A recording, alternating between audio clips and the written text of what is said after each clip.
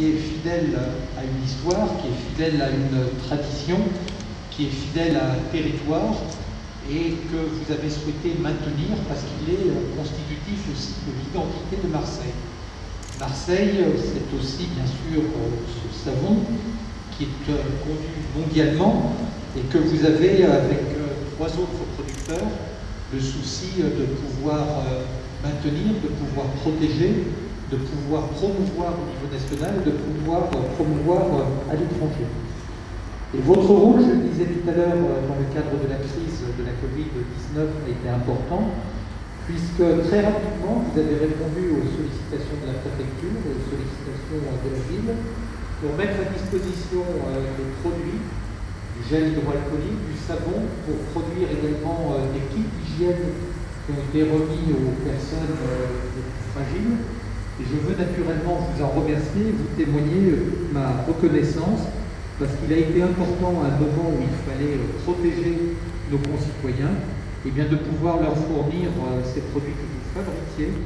Et je veux y voir naturellement le témoignage de votre engagement, puisque vous êtes une entreprise engagée. Vous êtes également une entreprise engagée parce que vous avez le souci aussi de recruter des jeunes.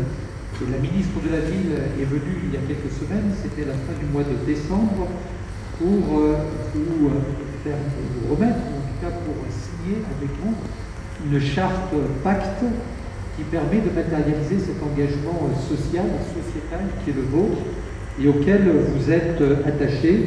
Cette démarche d'insertion, elle a toute sa valeur dans le cadre du dispositif Un jeune, une solution qui est porté par le gouvernement et dont l'ambition en cette période de crise est aussi de pouvoir proposer à chacun des jeunes un parcours d'insertion qui le mènera vers l'emploi. Et vous y contribuez au travers de cette charte pacte que vous avez souscrite il y a quelques semaines, comme je le disais à l'instant. Et puis cet engagement, il est au cœur, bien sûr, de votre procédé de fabrication. Un procédé de fabrication qui est respectueux des traditions. Il n'y a pas d'autres produits que de l'huile, des huiles végétales, que de la soude, du sel. Et c'est ce qui fait la caractéristique du savon de Marseille. C'est ce qui fait que ce produit correspond aujourd'hui aux attentes de la clientèle.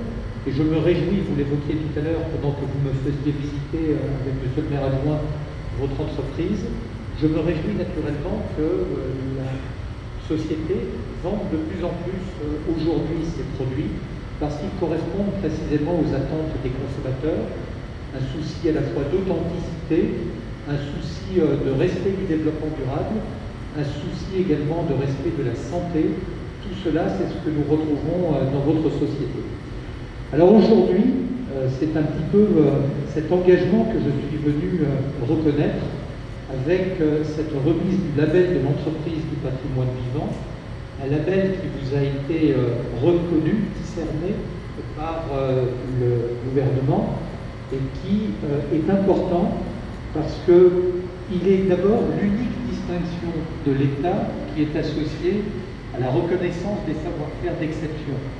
Et ce label a pour objectif de valoriser un savoir-faire des entreprises d'excellence avec l'objectif de permettre de favoriser et d'accompagner leur croissance sur le marché national, mais également aussi à l'exportation, puisque cette notoriété, elle vous permet aussi de vendre vos productions, y compris en Asie. Vous nous présentiez tout à l'heure des savonnettes qui étaient destinées au marché japonais. Cela témoigne que l'image de Marseille, elle est aussi présente dans ces contrées lointaines et que vous contribuez aussi, au-delà de la vente de ce savoir-faire artisanal, à vendre une part de notre territoire et une part de notre identité.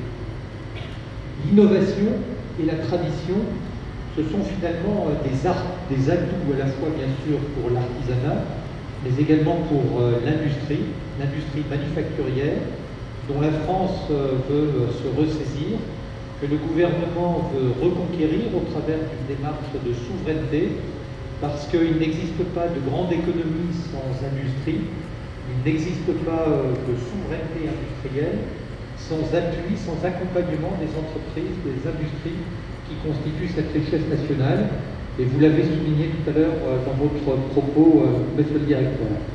Et ce label que je suis venu aujourd'hui vous remettre, eh bien, il témoigne de la maîtrise d'un savoir-faire à la fois rare et traditionnel, qui est lié à l'histoire, je l'évoquais tout à l'heure, celle des savons d'Alep, celle de Colbert, celle de Napoléon, puisqu'il faut aussi mentionner ce décret de 1812 qui a encadré la production du savon de Marseille, et puis en même temps aussi une innovation technologique qui est aussi importante dans la démarche qui est portée par les entreprises qui bénéficient de ce label.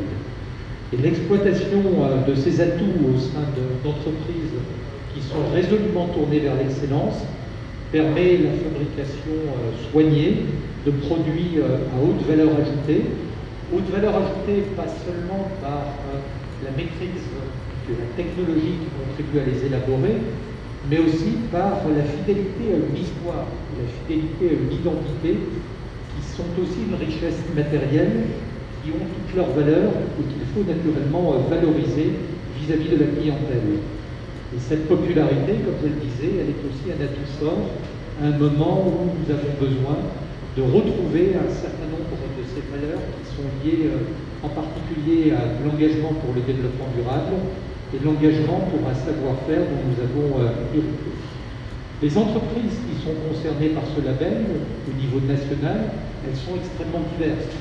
Elles concernent le domaine de la mode, le domaine de la beauté, le domaine de la décoration, celui de la gastronomie, mais aussi également la fabrication de prototypes d'équipements professionnels, d'optique ou encore même de loisirs.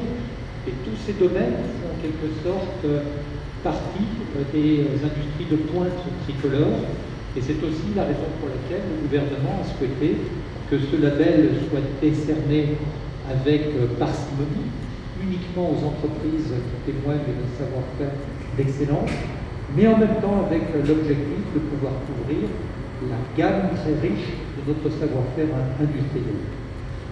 Cette reconnaissance de l'excellence française dans la production manufacturée, elle est naturellement une nécessité dans un contexte de concurrence mondiale qui est exacerbé par rapport à une logique de globalisation et de mondialisation dont on sait qu'elle peut avoir des effets mortifères pour notre tissu industriel, et à un moment où il faut réaffirmer cette identité pour permettre de donner des éléments de compétitivité plus forts pour nos entreprises sur les marchés industriels internationaux. Et en ce sens, ce label reconnaît la qualité fabriquée en France, made in France, qui sont incontestablement un atout par rapport à d'autres entreprises industrielles qui, au niveau mondial, peuvent être plus compétitives en termes de coûts, peuvent être plus compétitives en termes de prix de production. Et c'est la raison pour laquelle il est important d'opérer cette distinction au travers de ce label qui résulte d'une sélection très rigoureuse, il faut le souligner, et qui, encore une fois, pour objectif de répondre à des exigences de technicité, de créativité ou bien de portée culturelle qui caractérisent les entreprises qui en bénéficient et qui se voient reconnaître ainsi leur excellence. Et des entreprises, j'en citerai quelques-unes, au niveau national, elles sont très connues. C'est l'orfèvre Christophe, c'est le luthier Bois d'Harmonie, le coutelier Graveline, le traiteur Pautel et Chabot, et aujourd'hui la savonnerie du Midi, monsieur le directeur. C'est aussi ce que j'étais venu dire ce matin. En tout cas, ce label, il est aussi le témoignage du soutien qu'apportent les pouvoirs publics français au tissu industriel de notre pays.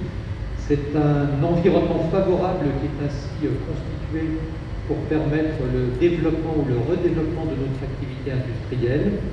Il y a un certain nombre d'avantages qui sont aussi le résultat de cette démarche, des avantages fiscaux qui permettent d'accompagner les entreprises qui en bénéficient. Mais au-delà de ça, cette démarche elle est même beaucoup plus globale parce qu'elle s'inscrit dans le dispositif territoire d'industrie dont nous parlions tout à l'heure. Je sais, monsieur le directeur, que votre entreprise est candidate pour renouveler son outil de production. Soyez assurés en tout cas que les services de l'État au niveau local, dans les Bouches-du-Rhône, à l'échelle de la région Provence-Alpes-Côte d'Azur, seront attentifs à vous accompagner.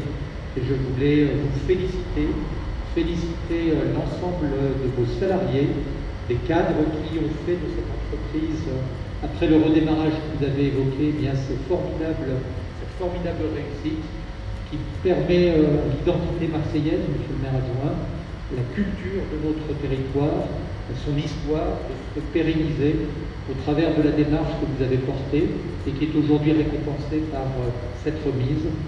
Toutes mes félicitations et merci pour votre accueil de jour. Merci.